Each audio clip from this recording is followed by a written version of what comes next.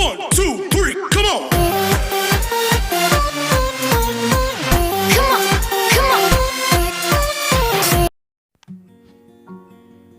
Graça e paz. Agora vamos dar sequência ao nosso estudo, enxergar e agir pela fé, segunda parte. Deus te abençoa. O versículo 6 diz: bem-aventurados os que têm fome e sede de justiça. Devemos ter fome e sede de justiça de Deus. As pessoas confiam na justiça do homem, mas como advogado eu falo, como é caracterizada a justiça? A justiça é uma mulher com os olhos tampados, ela não vê. Aí tem uma simbologia, ela não vê quem é rico, quem é pobre, mas na realidade a gente vê tudo diferente. Pelo menos no nosso Brasil, no nosso país, a gente vê a diferença da lei. A lei é igual para todos. Temos visto isso na nossa realidade? Não. A lei de Deus é para todos. Todos passarão pela lei de Deus, tanto aqueles que servem a Cristo como aqueles que não servem a Cristo. E Ele é o nosso justo juiz.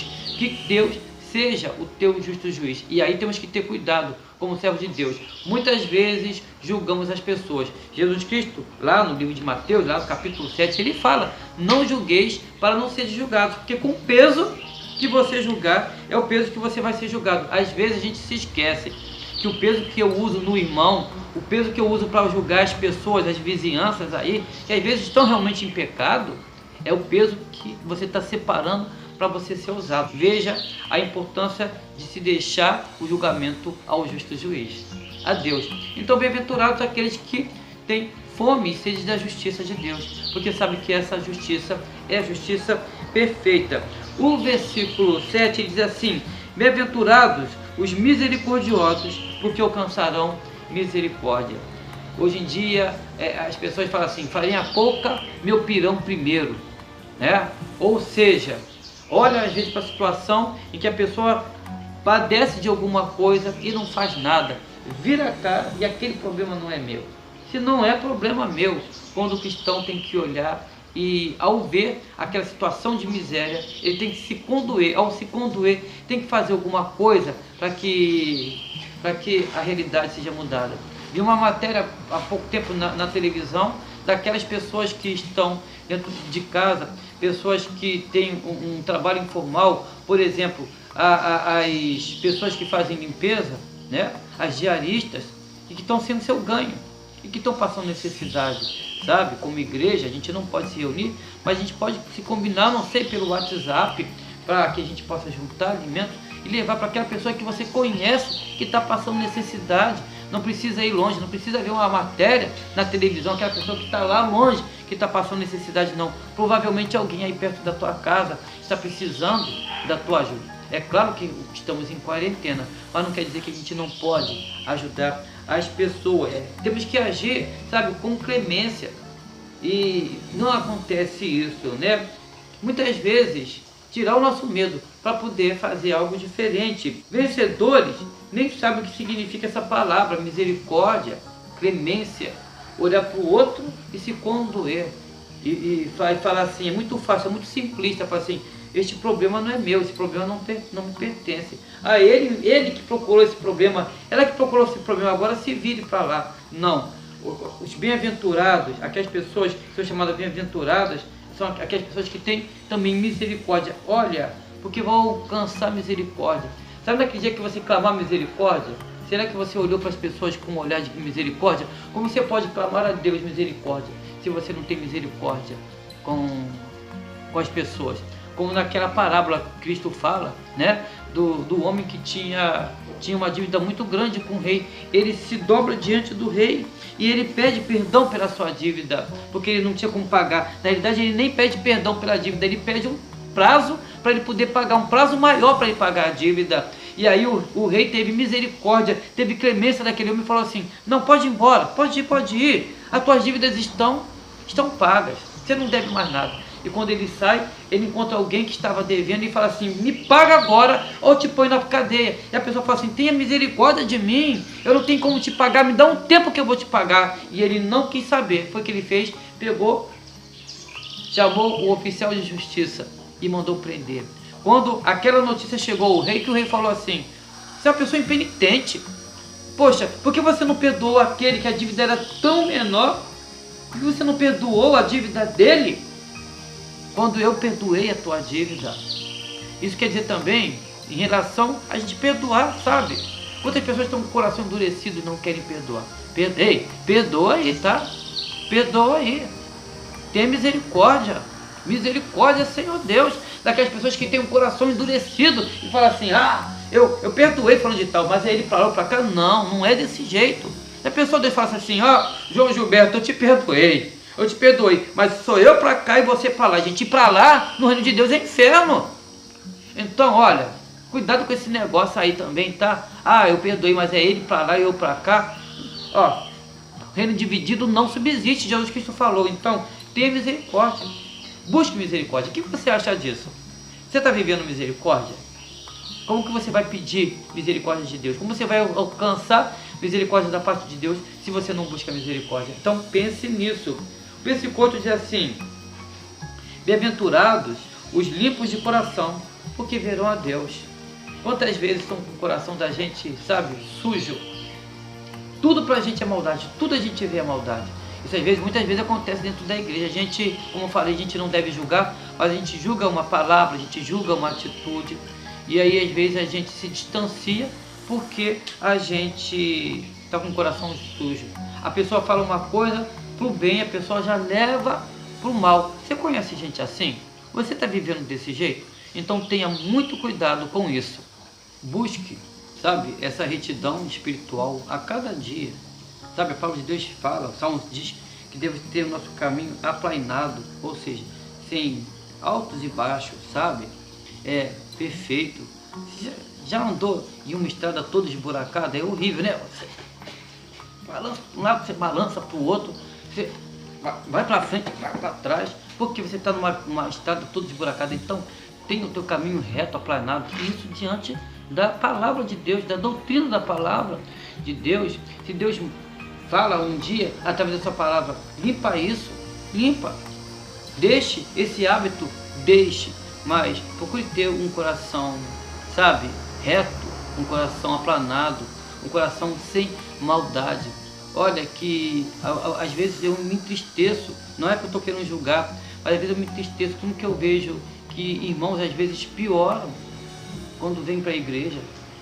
Que coisa triste de falar, não é verdade? Porque começa a julgar os outros, fica com o nariz em pé para aquela pessoa ali no ano, que aquilo ali é pecador. Olha, eu aprendi com o meu pastor, abraço pastor Newton Maia, aprendi com o meu pastor Newton Maia. Quando eu aponto para a pessoa, estou apontando um dedo para a pessoa, não devo esquecer, que tem um dedo apontando para Deus, o justo juiz. Olha, aqueles que têm fome e justiça, têm fome e sede da justiça de Deus, tem um justo juiz. A gente aponta o dedo para o outro, lá, aquela pessoa está fazendo isso, lá, pecador, não quero saber daquele pecador. E se esquece, que tem 3 dedos apontando para ele. Olha, Jesus Cristo falou, antes de falar do cisco do olho do outro, tire a trave dos teus olhos. Então, cuidado, que muitas vezes temos um coração tão sujo, julgamos as pessoas, jogamos pedra nos outros. E Jesus Cristo falou assim, aquele que não tem pecado, que atire a primeira pedra. E isso tem a ver, pode parecer que não, mas tem a ver com aquela pessoa que é limpa de coração. Porque quem é limpo de coração vai sempre olhar num bom sentido, vai sempre procurar alguma coisa. Ou se vê um pecado, vai chorar, vai se entristecer, mas vai tentar ajudar, não vai jogar mais pedra. Não vai jogar, como o pessoal fala, lenha na fogueira. Pense nisso, tá? Porque isso é uma realidade, séria, que muitas vezes a gente não se apercebe dentro da igreja. Então busque a Deus a cada instante. O versículo 9, ele diz assim, bem-aventurados os pacificadores, porque serão chamados filhos de Deus. Pacificadores são aqueles que propagam a fé em Cristo Jesus e que sabem que a paz só vem por Ele, porque Ele é o príncipe da paz. Jesus Cristo, Ele é o príncipe da paz. É Ele que está acima de qualquer conversa ligada a reconciliar a paz. Cristo tem que estar no meio, porque Ele é o príncipe da paz. Quantas vezes esquecemos disso? Os pacificadores, o mundo ele pertence aos mais fortes e àqueles que têm armas mais poderosas para impor sua vontade. É o pensamento do mundo aí, né? Ah não, eu vou criar uma bomba atômica. Olha, o pensamento dos Estados Unidos é esse, da Rússia é esse. Não, eu vou ter uma bomba atômica, porque se eu tiver uma bomba atômica eu vou ter paz. Ninguém vai implicar comigo, que se implicar comigo... Ei! Tá o botãozinho vermelho lá.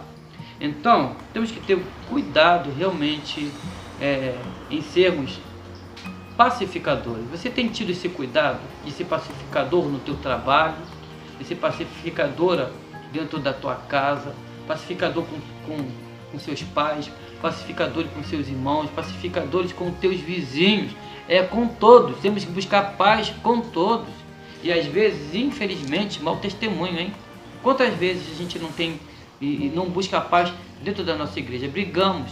Olha, esses tempos é para a gente refletir como igreja. Quantos irmãos aí que estão brigados? Eu costumo dizer, né? É ele para lá e eu para cá. E se ele falar assim, ei João Gilberto, sabe aquela pessoa que você falou que é ele para lá e eu para cá? Vou colocar a eternidade para você estar do lado dele e dela. Rapaz, doeu agora que a rótula, como diz o meu pai, hein? Doeu a rótula. Sabe por quê? Porque às vezes a gente fala isso, mas a gente não está exercitando paz. Veja que a gente falou aqui, o estudo é enxergar e agir em fé. Não adianta você saber de nada e não colocar em prática, não deixar essa palavra te transformar. Esse estudo está maior do que a palavra da noite, mas ele é necessário para que a gente possa melhorar como servo e serva. E provavelmente eu vou dividir esse estudo mas não deixa de ver, porque a gente pode achar assim, enfadonho, você tem tempo para bastante coisa. Gente, eu vejo vídeos aí, às vezes de 2 horas. 2 horas de vídeo, às vezes não tem paciência de pegar um estudo bíblico e fazer. Tenta fazer isso cedo, porque a gente não vai estar cansado. Geralmente os outros falam assim, pastor, eu li a palavra e quando eu vejo estou dormindo. Você está lendo que hora? De noite, no final do expediente, depois que você fez tudo. Procurar e pôs em primeiro lugar o reino de Deus e a sua justiça, e as demais coisas vos serão acrescentadas. Então deixando para o final, aí o que acontece? Estou cansado, trabalhei o dia inteiro, cheio de problema. Aí você vai para a cama dormir, está lendo a palavra, você acontece o que? Está lá, do lado da Bíblia. Então cuidado, procure, mas, sabe, seja pacificador, não fique brigando não, vamos parar de ficar brigando, vamos parar de ser irmãos iracundos. Aliás, deixa a ira para lá, agora temos que buscar a paz e a paz no Senhor. A gente fala com todo mundo, a paz do Senhor, irmão. A gente não, muitas vezes não fala bom dia, boa tarde, boa noite. A gente, de manhã, a paz do seu irmão, de tarde, a paz do seu irmão, à noite, a paz do seu irmão, tudo bem contigo? Mas não está vivendo a paz, deseja a paz para o outro, mas dentro de você está com uma guerra danada, brigando com todo mundo, está tudo ruim, briga com tudo. Vamos parar com isso, porque temos que ser pacificadores, para que a gente seja chamado filho, filha de Deus, tá bom? Aguarde nosso estudo Enxergar e Agir pela Fé, parte 3. Até lá. Tchau.